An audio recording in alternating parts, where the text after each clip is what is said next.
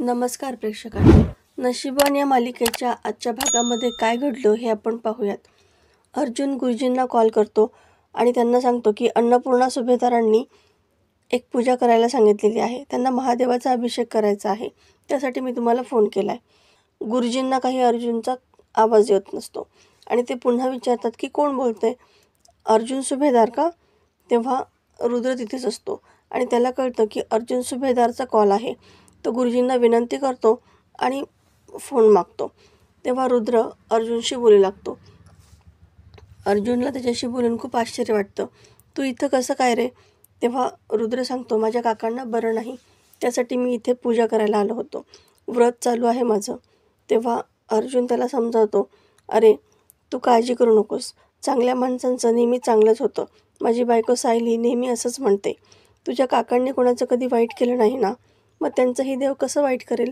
त्यांनाही लवकरच बरं वाटेल. आता दोघेही छान गप्पा मारतात आणि फोन ठेवतात. आता इकडे सगुणाची तब्येत बरी नसते, त्यामुळे चक्क अश्विन तिला चेक करायला आलेला असतो.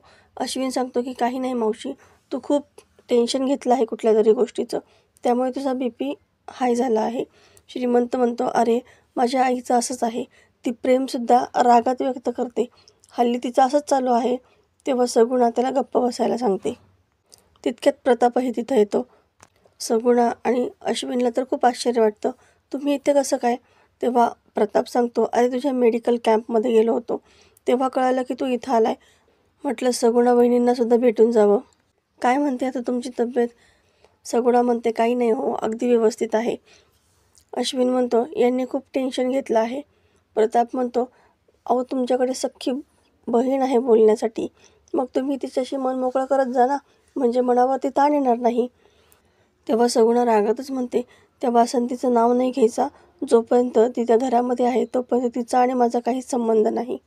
प्रताप तिला समजावतो की झालेल्या गेलेल्या गोष्टी विसरून जा आता. किती दिवस तुम्ही नागेश्वरचा राग तिच्यावरती ठेवणार आहात? आणि ती तिच्या संसारामध्ये व्यस्त आहे. तिला एक मुलगा आहे आणि नागेश्वर साहेबसुद्धा आहेत. मग त्या सगळ्यांना सोडून त्या कशा काय इकडे येतील? सगुणा म्हणते, तो नागेश्वर काय लायकीचा आहे ना, ते तुम्हाला कोणालाही माहीत नाही आहे.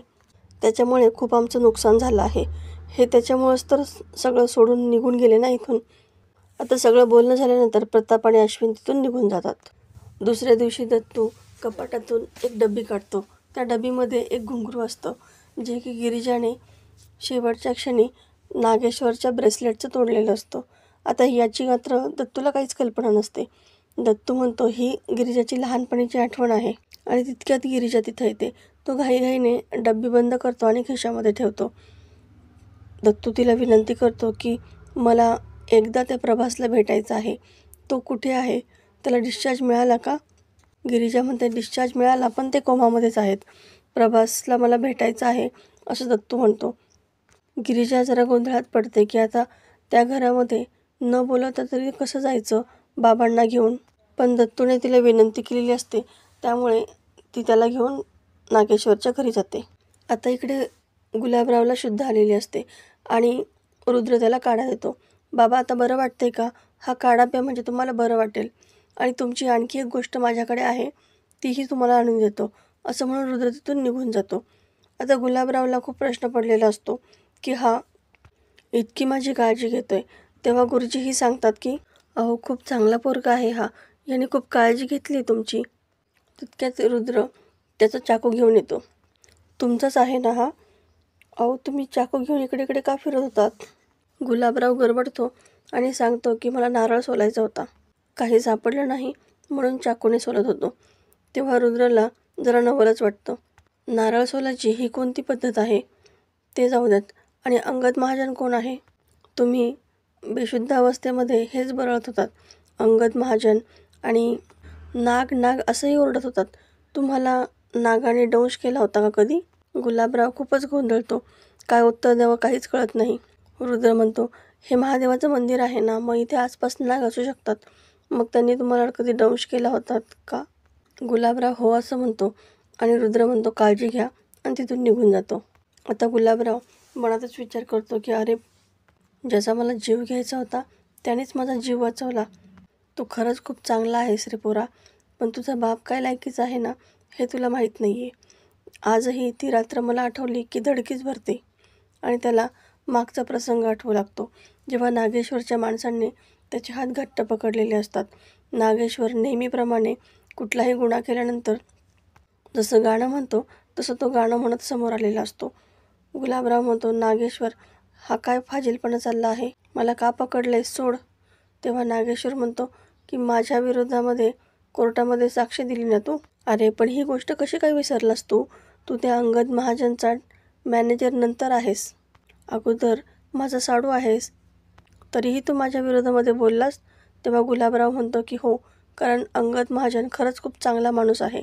तुझी बायको आणि माझी बायको दोघी बहिणी आहेत, म्हणून तुला एक सल्ला देतो, हे सगळं थांबव, नाहीतर एक दिवस चांगलाच गोत्यात येशील.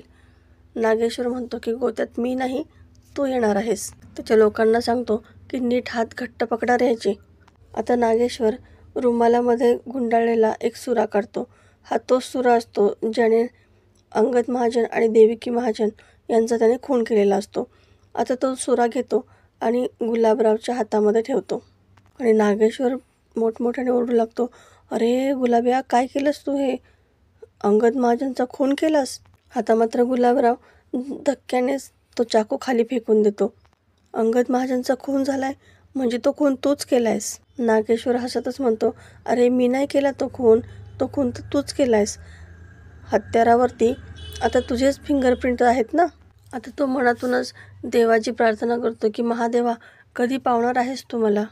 आता इकडे गिरिजा दत्तू आणि मोनूला घेऊन नागेश्वरच्या घरी येते आणि उर्वशी तिला तिथेच थांबवते.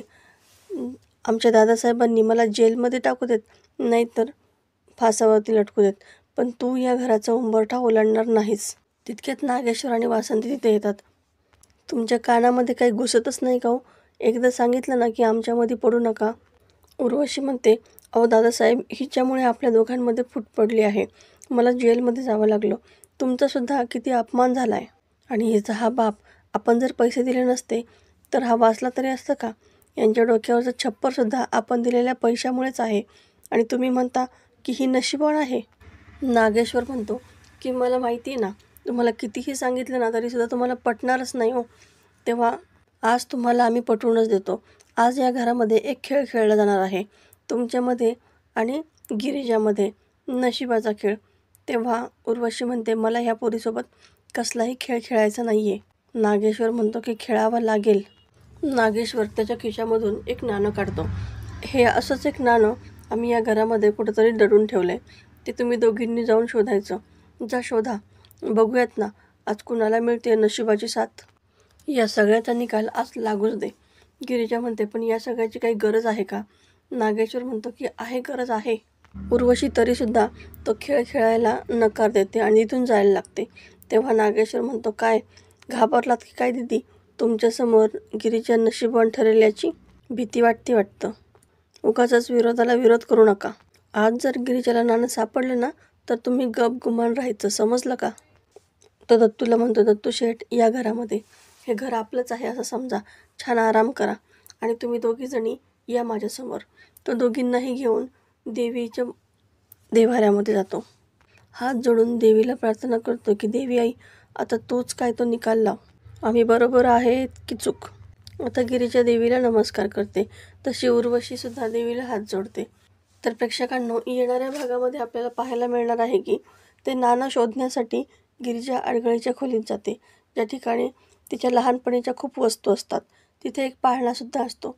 तिला काही भास होऊ लागतात की ज्या ठिकाणी एक महिला असते आणि ती तिच्या बाळाला झोपवत असते. ती विचार करते की हे कसले भास होत आहेत मला? ती बाई कोण होती आणि मला असं का वाटते की या घराची माझी नाळ जोडलेली आहे? ती खूपच गोंधळून गेलेली असते.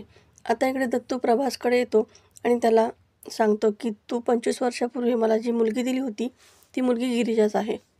प्रभास तेव्हा कोमात असल्याचं नाटकच करत असतो, पण त्याने दत्तूने सांगितलेली प्रत्येक गोष्ट ऐकलेली असते. तो विचार करतो की गिरिजाच आहे खरी वारसदार. तर प्रेक्षकांनो, येणारे भाग अतिशय जबरदस्त आपल्याला पाहायला मिळणार आहेत. अशाच नवनवीन व्हिडिओ अपडेटसाठी चॅनलला सबस्क्राईब करा. नोटिफिकेशनसाठी बेल आयकॉन अवश्य दाबा. आजचा हा व्हिडिओ तुम्हाला कसा वाटला हे कमेंटमध्ये सांगायला विसरू नका. व्हिडिओ पाहिल्याबद्दल धन्यवाद.